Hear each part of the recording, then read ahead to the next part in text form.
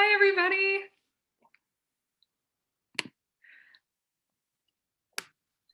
Oh, wow. This is so fantastic to see everyone's faces. Welcome.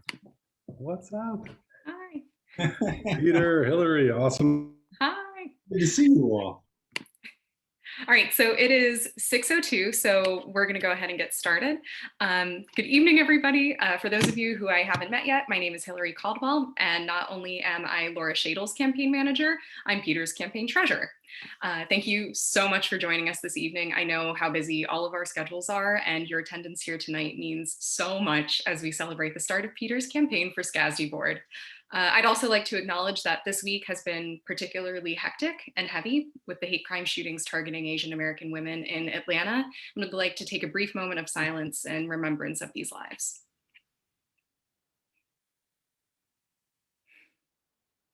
Thank you. Just a couple of protocol things to get out of the way. Since we know that audio feedback on these calls can sometimes get in the way, everyone has been automatically muted. However, I encourage you to keep your screens on. While we can't meet in person, seeing everyone's faces makes a huge difference.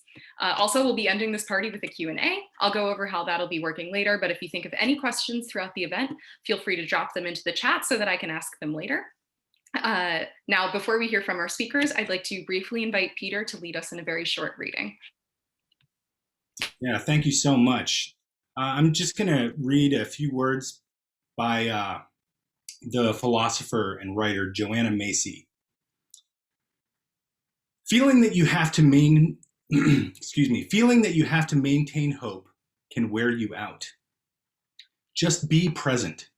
When you're worrying about whether you're hopeful or hopeless, or pessimistic or optimistic, who cares?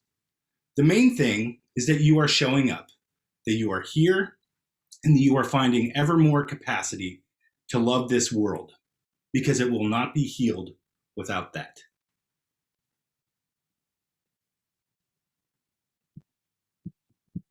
Oh, you're muted, Hillary. I should know better by now. Like, how long have we been doing this? Anyway, thank you so much for those words, Peter. So our first guest is truly one of the most remarkable people we've had the fortune of meeting while on the campaign trail. Between the incredible work he does in the PA House of Representatives, the advocacy he commits to for not only the constituents in his district, but the entire state, and his new US Senate campaign, it has been a joy and honor getting to know and work with him. Please welcome Representative Malcolm Kenyatta. Thank you so much. And Hillary, you are not busy at all running campaigns, being treasurer of campaigns. I genuinely do not know how you do it. You make it look easy. I know it's not. And I just want to just say how grateful I am to you and for your kind words. And Dr. Buck, you know, I told you once I got on the Buck truck, I was never getting off. And I'm going wherever you're driving, because you understand what politics is about. You know, when I met Peter, we became fast friends because I think particularly for folks who do politics a lot in different ways, activism or electoral politics, you know, sometimes folks forget why we do all this. It's about actual people, actual families. And, you know, school board is, you know, there are a lot of jobs that have different titles and more constituents, but I don't think there is a job more critical than the people that we entrust with our young people. The folks who we entrust to make decisions about our kids. This is a big deal. This is a big deal job. You know, I'm only able to be here having this conversation with you right now because I had some incredible educators who took time to invest in me, who I saw go into their pockets and pocketbooks to make sure my school, which was deeply underfunded, that we had what we needed to go and follow our dreams. You know, there's one teacher, Miss Kathy Rex, and Mrs. Rex would like me to call her Kathy. I still cannot call her Kathy. I can't do it. But Mrs. Rex, she was the first person, outside of my family who helped me believe in myself, who helped me believe that I had something important to say, and who also helped me to a high standard. That red pen, that fateful red pen, she used it unsparingly, but she also invested in me and took time. What you're about to embark on, and when you ultimately win this race, you're going to not only engage with these educators, with these young people, but with these parents. And I know every parent, I know there's some parents here on the call. Every parent, I think, outside of, wanting a healthy kid as a baseline, I think when you see them for the first time, what you want to know is that their life is going to be a little bit easier than yours was. That every dream that they have, that they will be able to pursue it. And you can't do that if you don't get a quality education. It is so fundamental, it is so basic, but we have missed the mark. I mean, Pennsylvania has a constitutional obligation to fully fund our education, and we don't do it. We don't do it. And so, I've talked to you about these issues in depth, Peter, and I know we talk all the time. And there is nobody I would trust more, with my future kids than you. You understand the issues. You are an incredible educator in your own right. And you also understand not just what's broken about our system, but actually what we can do to fix it. And so thank you for everything that you do. Thank you for not allowing the rough and tumble of politics to make you say, well, you know what, I can't do this anymore. Because of good folks like you, and I see Ezra on the call who's going to make an amazing mayor very soon. If folks like you say, well, you know what, I'm not going to be involved in it because politics is too nasty, people are too whatever, then you know what? The nasty people win because they're not going to not run. I promise you that. They run every time. The unqualified folks, they run every time without exception. They step up to run. But sometimes good people don't want to because the system has become so corrosive and so nasty. And so I am pulled over at a Sheetz right now, leaving Carlisle, Pennsylvania, to go over to Western PA. But there was no way that I was not going to stop and take a moment to wish you well. I will be sending you a check, my friend, and I'm incredibly excited that you decided to do this. So thank you. Take care, and please don't tell any of my Wawa friends that I was at a Sheet using their Wi-Fi. Thank you so much, Malcolm. Thank you so much, Malcolm, for these wonderful sentiments and for your commitment for fighting for all of us. Our next guests are graduates of Clarion University and have a combined 44 years of classroom teaching experience. They met Peter back in 2012 when they all worked for the Kiski School, a boarding school where they get to work, live, and play alongside their students and fellow faculty. Please welcome Chantel and Brian Kapustik. Hi, everybody. Yeah, we are so happy to be here to support and talk about Peter. We met him when he came to Kiski as the director of sustainability. And at a private boys boarding school, the faculty does everything. We teach during the day, we coach sports, we sponsor activities and clubs in the evenings. We run and live in the dorms with the boys. We supervise meals. We coordinate and collaborate with colleagues, and we build and sustain a community. And that kind of pressure really helps to reveal the people that you work with. And the kind of person that we saw Peter as is just, is incredible. He is a wonderful man. Because we get to see every aspect of his life as he was here with us.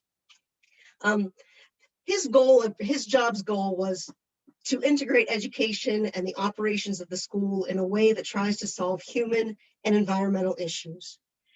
And that integration seems to be the core of Peter's philosophy. He takes the time to try to understand people of all backgrounds and to find common ground rather than to find things that divide us. He looks for solutions rather than just identifying problems.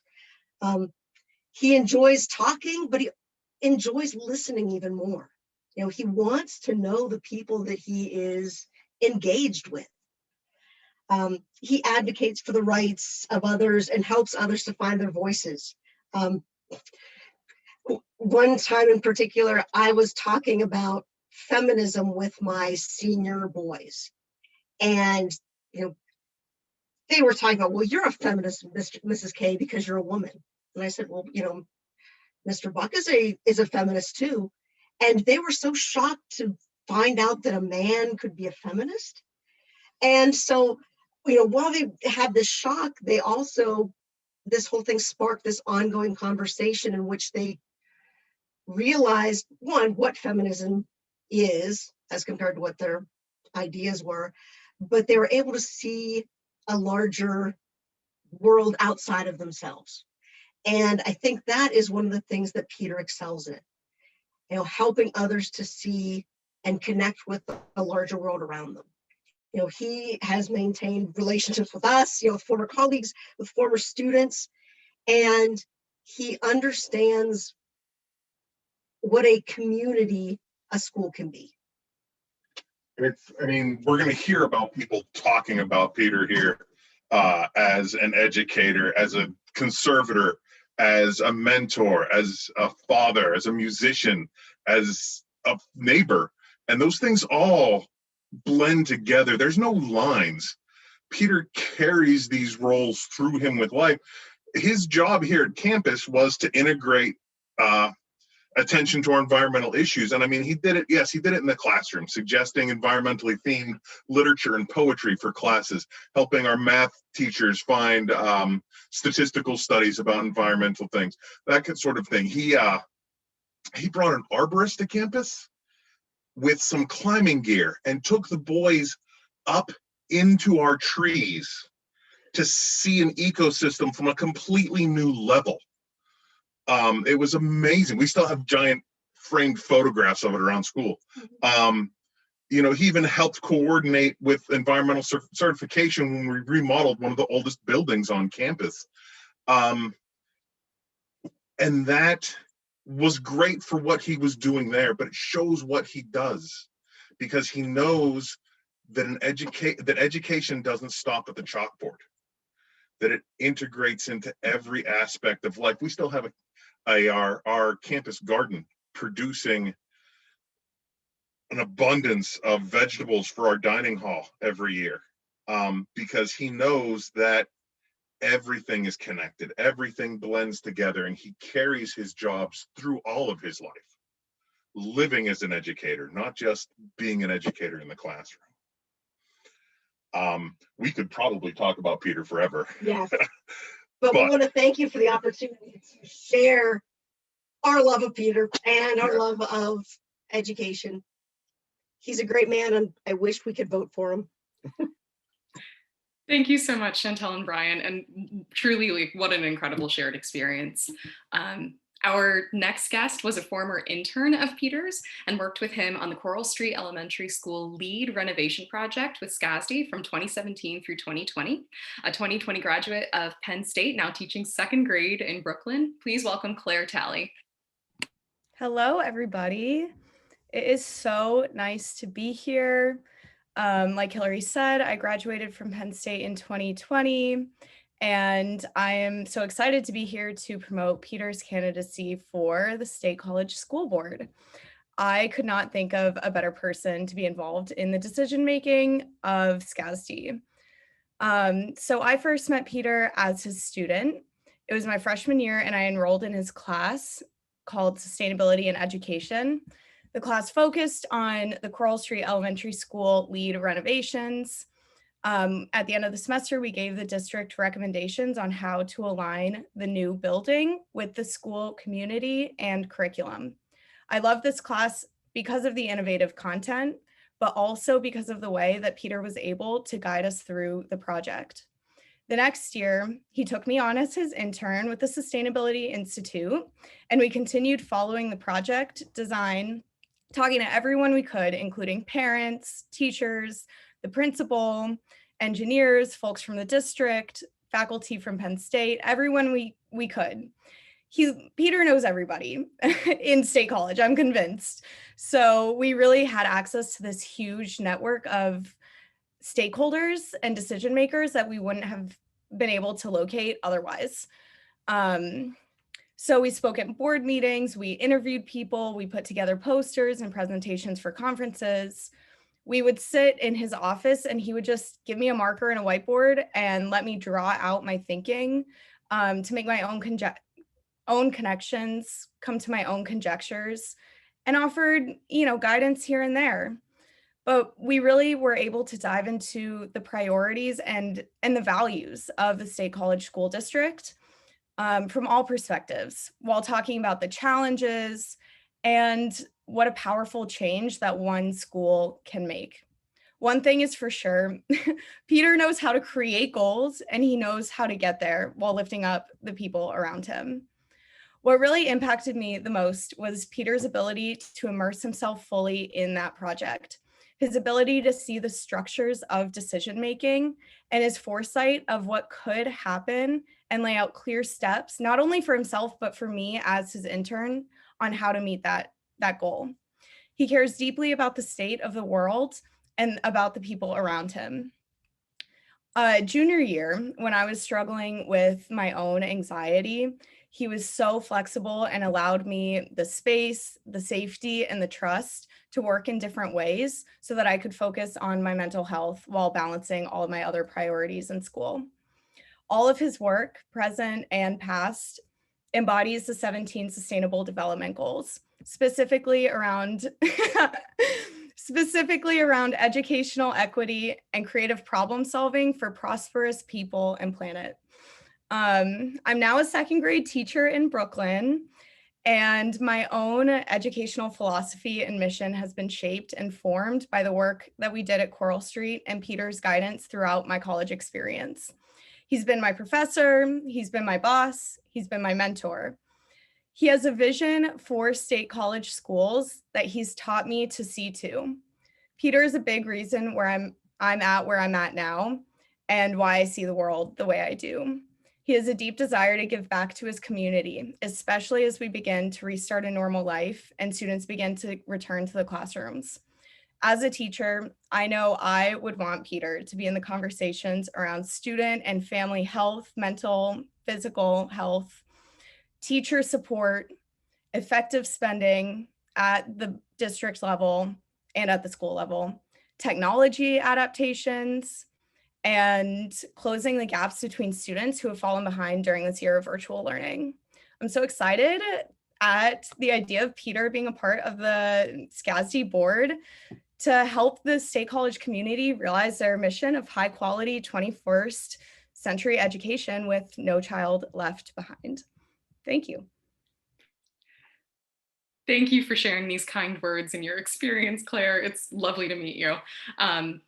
Our next guest has quite the experience with democracy, having been one of 18 voters, along with the League of Women Voters, to successfully sue the Commonwealth and its leaders in the PA gerrymandering case.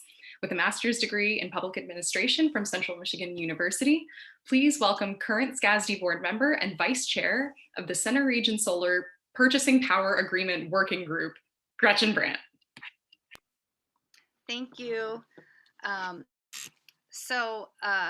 I'm inspired by everything else that everyone else has said about Peter, and I fully agree in my experience with Peter with everything everyone has said.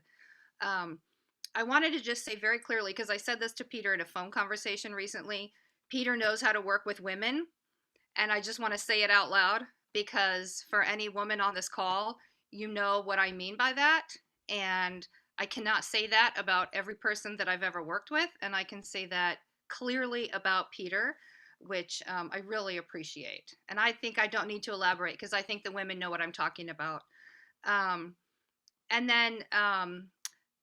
Someone mentioned the there are no borders. Really, Peter views all of his work as all encompassing. And so I just have to mention that as a father, I think he's an amazing father. He has a son who has been such a good friend and support to my daughter. They're in school together. And I don't hear a lot of names of boys at school, but I hear his name often. And so I can also vouch for the father part. I also wanted to say that there actually are more constituents in the SCASD geographic area than any of the township positions in the State College area. And so there are a lot of constituents, and the budget of SCASD is double the county and obviously bigger than I think probably what most people actually understand. So this really is an important office, which Malcolm was talking about, but I just most people don't realize that. And when I heard him saying that, it just was very validating because that it really is.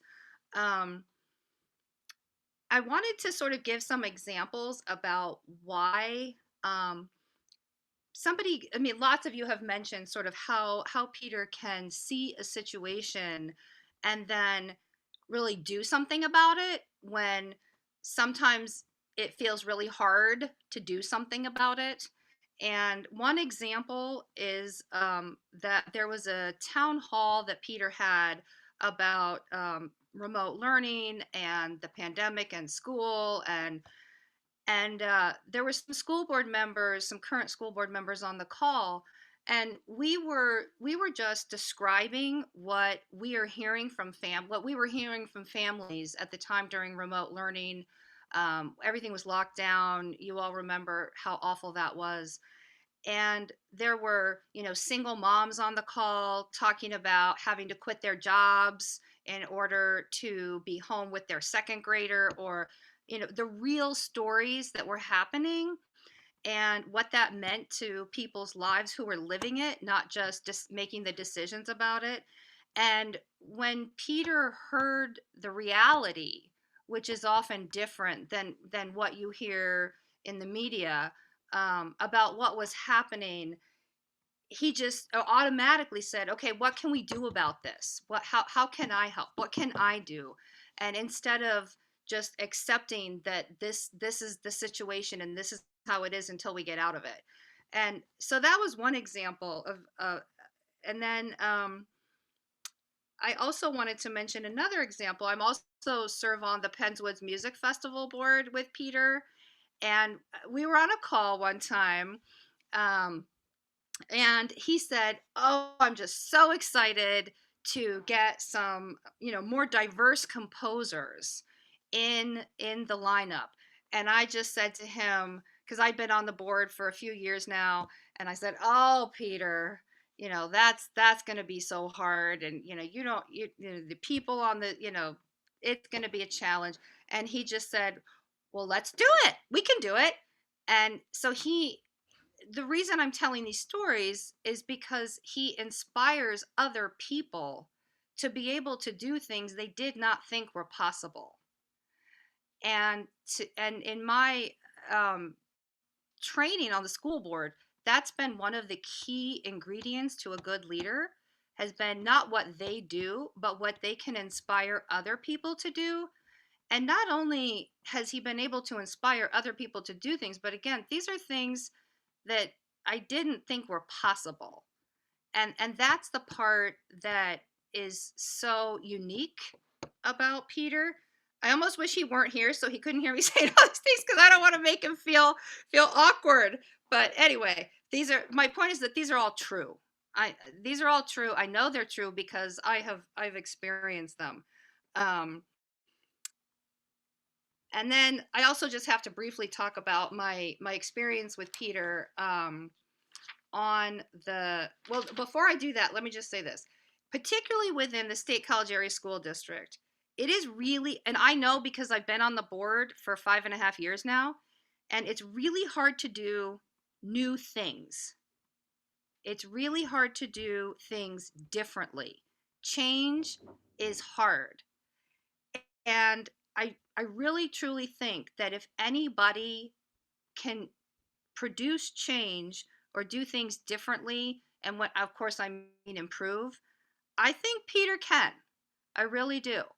And I feel like I'm credible because I've been on this board for 5 years.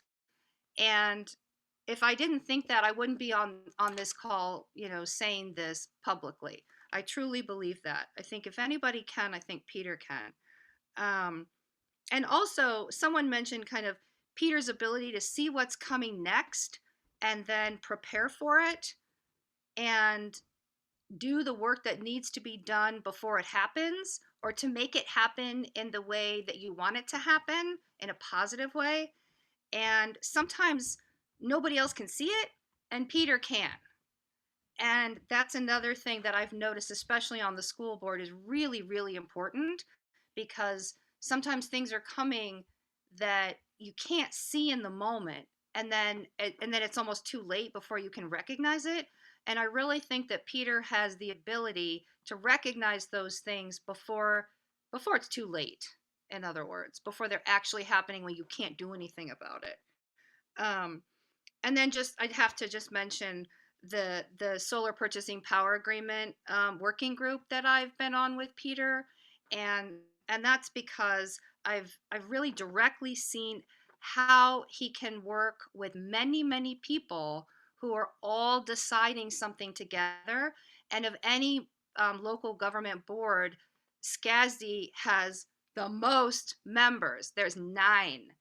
And so you have to work with, as a school director, 8 other people, and be able to collaborate, be able to be productive, to be constructive, and to get along with people who may be very different from you. And of course, if anybody doesn't know this already, the school board, in my opinion, is it's a more emotional environment for decision making than any other that I have seen in local government. And it's because it's people's children. It's their children, it's their families. It's so personal. These decisions are so personal in people's lives. And Peter gets that. He already knows that. He already has so much tacit knowledge within the school district because of the work that he's done with Claire, with 2 other students that he worked with last summer, and helping the school district start to do an inventory for greenhouse gas emissions. And so his knowledge, it's not only tacit, but it's really detailed. And the reason that's important is because when I first got on the board, there was so much for me to learn. It was incredible, because it's really every topic you can think of, right? And so all that time and energy that you have to spend learning about all these things, it really does take away from getting the work done.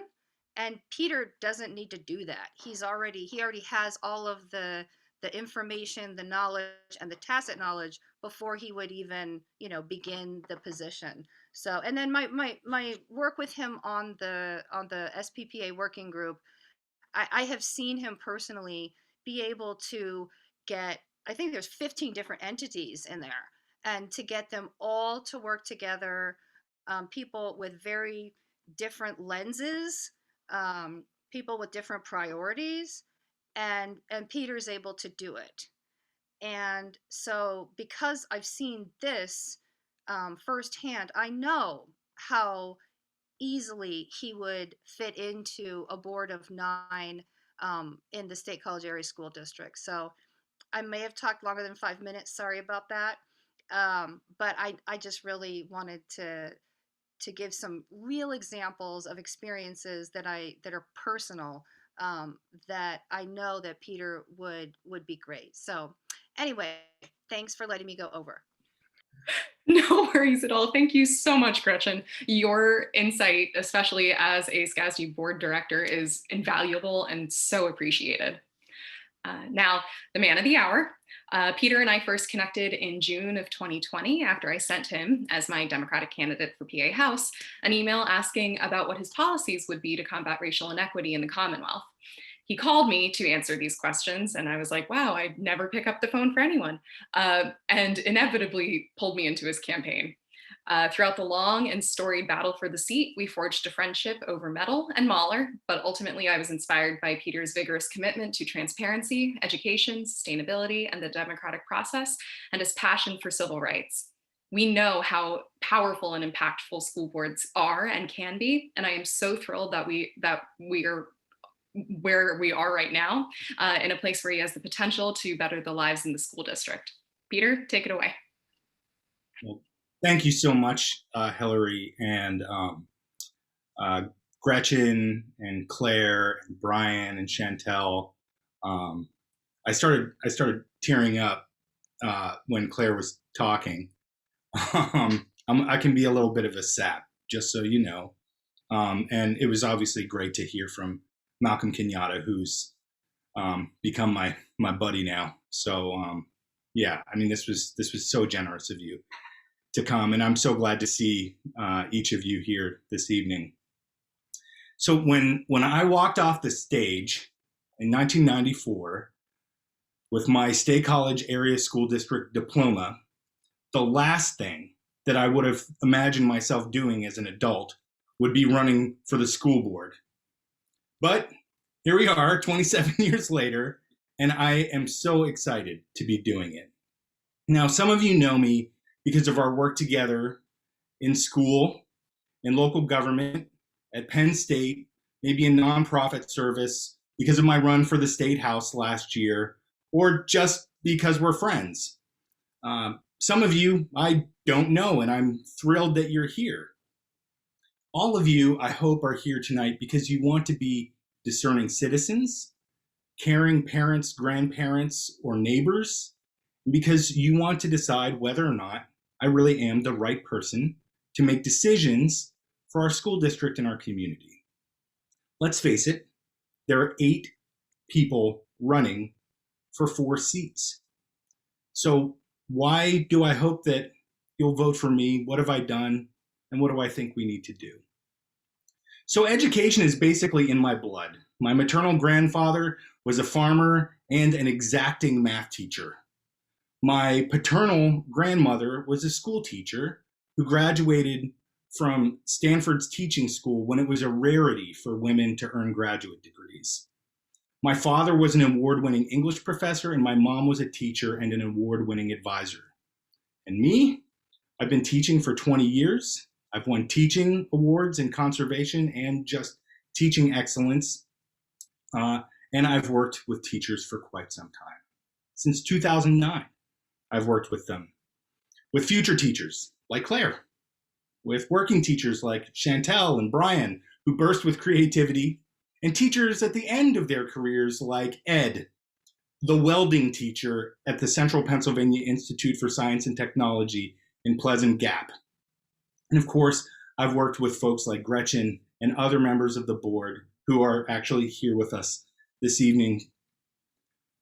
I think it matters also that you know that I've prepared lesson plans. I've graded papers until 3:30 in the morning and had to get up to teach class the next day. I know what it's like to worry about my students who are struggling with depression or loneliness, students who've been abused, whose homes are falling apart. I've lost a student, a young woman who was going to be a teacher, to the opioid crisis. And of course, I've had the incredible fortune of working with students and helping them find the best versions of themselves that they can be, and been there to celebrate with them the best that I can and advance them the best that I can. There are other things I've done that matter. Since 2015, I've served in local government on the Board of Supervisors, and I continue to serve our community to lead initiatives on climate action planning and solar power development, as Gretchen just said. And I'm on the boards of 3 nonprofits that are focused on conservation, education for sustainability, and great music right here in central Pennsylvania. Great music that we could diversify. Budgets, personnel, programs, and policies, I love it. Working with others to create consensus, let's do it. Dealing with angry people who are trying to find a path forward, whose kids they're worried about, sign me up. When I look at our schools, when I listen to our children and our families, I hear a call for a more equitable and sustainable future. Whether it's working through COVID with an eye on those who need our help the most, on our schools' facilities and education in the age of accelerating climate change, the calls for justice for our students and families of color, or a world loaded with disinformation, our schools and our district have an incredible role to play. Most of us here have COVID fatigue. I know I do. I can't stand working inside anymore, but I have to do it. Some of us have been sick ourselves, our family members have been sick, or perhaps we've lost a loved one or a friend to the disease. Many of us on this call have been at home, even if now it's just half the time, with our kids for the last year, trying to make sure that they're learning. While some have thrived in this environment, too many are struggling. We know that depression and anxiety have been rising in our young people, and I'm sure that in the post-COVID world, we're going to have to deal with an aftermath of children who are dealing with some pretty acute issues. And what about for our special education students, for children with IEPs, or those who are learning to read? How can we ensure that they're getting the education that they will need to make up for lost time? For our students from poor homes or are in abusive households where the risks have been elevated for the last year. Those with spotty internet access, English language learners. I don't mean to paint a bleak picture, but that's what we're going to be dealing with for the next few years. And it's really important that we have people on the board who care about our children and who are experienced in making sure that we can oversee the programs to make sure that they thrive. Now, prior to COVID, our kids were striking for climate change. They were inspired by young people like Greta Thunberg, and they were calling on our generations right here to take action. As anyone who knows me will tell you, and I think everyone here has said it tonight, you cannot get me to not talk about climate change. I will talk about climate change all the time and make sure that we're doing something about it, because it is the greatest challenge the world faces today. And I already work on that with the district right now. I work on it in my teaching at the university, and I look forward to working on it with everybody I possibly can and making sure that, as Gretchen said, we have a team that works together to make sure that we have a climate smart future created by our schools. We also have to have some really frank discussions about race and racial justice right here in central Pennsylvania. In the last year, we've obviously been dealing with a reckoning in the wake of George Floyd's, Breonna Taylor's, and Ahmaud Arbery's murders. But prior to that, we had the Osaze killing right here in central Pennsylvania. And prior to that, and all along, we have had a culture in our community, and sadly it includes our schools, where our Black and brown students feel less welcome, they are more surveilled, and are unequally and disproportionately punished compared to their white counterparts. And how many of my Black friends are tired? A lot. And I want to be very clear, I'm not a white savior. That is not what I am here to be. But I'm committed to getting in the boat and rowing to make sure that I do everything that I can in staff programming and our curriculum, and yes, examining our relationship to law enforcement to be as inclusive, equitable, and anti-racist as I can possibly be. And lastly, we need to be working to support our democracy by teaching and modeling critical thinking and media literacy. In a letter, Thomas Jefferson wrote the following to Charles Yancey, quote, "If a nation wants to be ignorant and free in a state of civilization, it expects what never was and never will be," end quote. And he was right.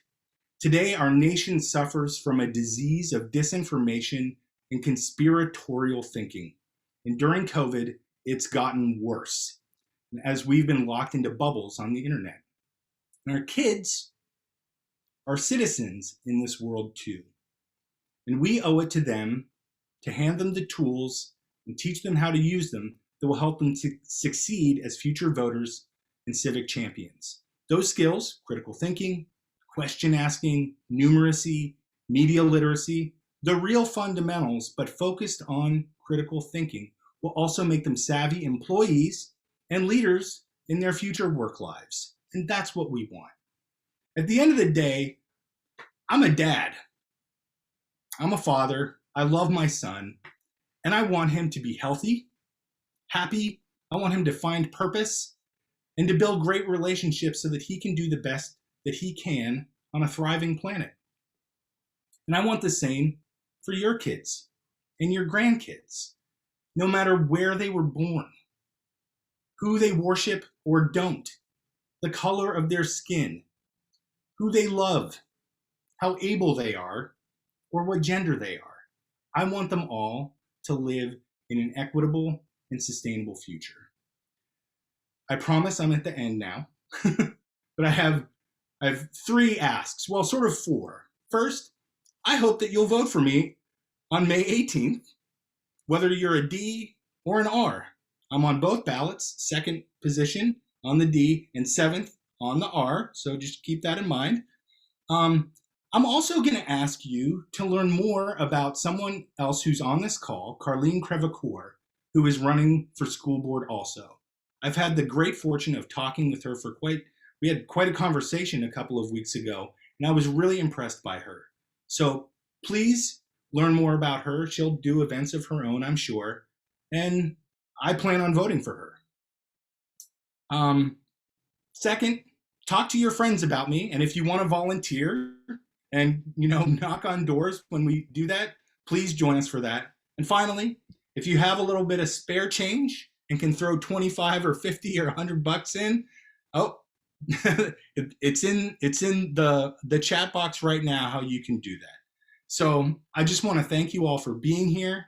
It's been really a pleasure, and I'm happy to answer any questions that you have, and try not to get too bubbly because people said a bunch of nice stuff about me.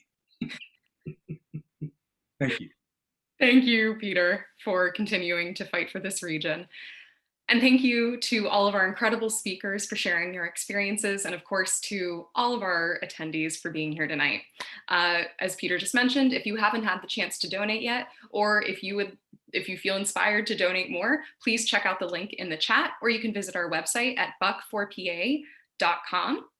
I hope you're all able to stick around for the Q&A, which will start in just a second, but if not, I'll take this opportunity to say goodbye, and we hope to see you in person soon. Yay. All right. Yay. So I think a couple people may have hopped off, but just starting with the Q&A session, since we don't have any questions in the chat, we would love to hear from you live. If you have a question, please raise a hand, either literally or virtually with the reaction function, and I will allow for Peter or whoever a question is directed at to answer said question. So let's see, do we have any hands? Laura Shadle, go for it. Hey friends, just your friendly Democratic Jury Commissioner here. So aside from, I'm happy to support Peter too. It's not like we don't have a history of working together. What I wanted to pose to Peter, especially having my campaign manager, Hillary, on the call as well, is that, I would love to coordinate on messaging and working together moving forward. If we could join up on, say, a Canvas launch or anything like that, do some videos, anything we can to get your message out. I think we really have a combined movement here in Center County, and especially in the State College area. And so, yeah, I just wanted to put that forward. And so it was kind of a question, but the question is like, are you with me, man? It was definitely, that was a strong request. Yeah, I'm happy to work with you, Laura, of course. Yeah, and you love the ground game. So absolutely. But yeah, I just wanted to express those sentiments too. But anyway, yeah, we'll talk soon about everything. But let's keep it going. Hi, Carlene.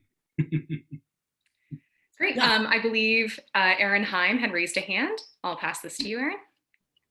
I did. Hi. Peter, so excited about your race. This is wonderful. I'm so sorry if this is a tough ball question and not a softball question. I got my jump into politics because of a mass shooting at my high school alma mater. And so I think, people running for school board, I'm just really curious if this is something that goes into consideration of how do you talk about mental health and mass shootings and all of this with children at schools, and how does school boards play a role with that? Yeah, that's a great question. There are a lot of different kind of ways to even answer it. So I'm going to start with a story, and then I'll move into maybe some of the things that I think where policies are concerned and investments. So when I was a first-year student at Penn State in 1996, I usually went to have breakfast with my buddy Steve from my morning class at the Hub, the Union Building on campus.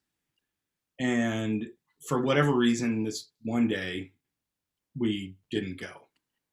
And that was the day that Jillian Robbins, who had been in my high school math class, and I knew from school, chose to walk to the Hub lawn with a Mauser high-powered rifle and open fire, killing Melanie Spalla. And Jim Leos was late for work that day too. So those of us who are here remember that we almost had a mass shooting. She intended to kill multiple people, but was stopped by a good guy, Brendan Malvor, who tackled her and wrestled her weapon and a knife away from her. It was traumatizing. If she had had an AR-15, there would have been a dozen people dead, at least. And the idea that people could come into our school armed is terrifying. Parkland and all the school shootings that we've seen. When that's not a problem that schools per se can solve, right? That's a much bigger conversation about our relationship to guns and the acceptance of violence in the United States. That being said, we need to have a strong relationship with law enforcement in order to have quick responses. When I was on the when I was in the COG, the Council of Governments, we had a discussion at one point that got shut down pretty quickly about whether or not we would fund the training for what are called tactical EMTs. And it got shut down because there were some people who were really opposed to training emergency medical technicians, who are former military, by the way, in how to use a gun in a situation like a school mass shooting. And I was actually in favor of that training, I'll say. But when it comes to how do we have our kids respond, I'm skeptical of the kind of air raid style drills that have been, put forward by some people. I am certainly not in favor of any teacher ever carrying a weapon in any building, ever, no matter what. I don't care. There's no way that anyone is going to talk me into a different position. And then where mental illness is concerned, obviously, there are signs that we see with some young people who become mass shooters. And I think but we need a more caring, loving culture that is prophylactic to, people who decide to turn to mass violence. So that's the direction I would support. And yes, what a somber, difficult question. Thank you. Mr. Myers. Mr. Buck, how are you? This is great. Thank you so much. Sure. We appreciate you running, and we appreciate the sacrifices that you have and will continue to make for the community. I have a question. Your son goes to the Delta program. My oldest is 30, my middle child's 25, and I have a 24-year-old, all graduates of State High and the Delta program. So it's, you know, it was an unbelievably wonderful experience for them. It's done them well. They're all successful. My daughter's about to start graduate school in Canada in the fall. What can you talk about the Delta program and how, I know you can, and how you see its future and its place in the community? Yeah. Evan, thank you. So I went to Delta when it was renamed Delta. It had been the alternative program, right? The APE, right? The AP. Yeah, the AP. And then when I was in 11th grade, you know, oh, we think that we need to change the name. And so I went and I actually did a tour of other alternative schools in the Northeast, and went to Ithaca and, you know, did all that. And then we got to vote on the name of the school. And our school ended up voting for the Delta program.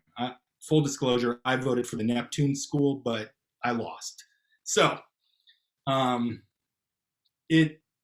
love Delta because of the democratic model of schooling, that it is much more invested in the sort of wild creativity of children. I love that about it. You know, there are kids who, you know, like me, I didn't fit in very well at the regular high school. I was a little bit nutty and, you know, like super creative and probably kind of difficult. Actually very difficult, I know. But I found a home there and a community of friends and teachers who really met me for who I was and validated me and my creativity. And I have to say that had it not been for the Delta program, I may well have dropped out of high school. I was so miserable. I remember, you know, talking to my mom, being like, I don't think I can take it anymore. And so that the AP and Delta were great. My son goes there and he loves it. It is a wonderful, wonderful school, and we're very lucky to have it. And you know, I will always be a booster of it as long as it's functioning well, you know, and supporting the teachers there, supporting the administration, the students. It's really it's a wonderful, wonderful place, and I look forward to supporting it as a board member. Thank you. All right, last call for questions as we wrap up this event. Okay. Thank you all again so much for being here tonight. Thank you for asking fantastic questions, and we can't wait to see you out on the campaign trail. If you have any questions, please feel free to email either one of us at buckforscasd@gmail.com. I can go ahead and drop that in the chat. And done. So with that, I know that there's another big meeting happening at 7 o'clock. I want to give everyone a chance to, you know, have a little bit of a break and a respite before hopping on that. But again, thank you. We can't wait to see you on the campaign trail. Bye, everybody.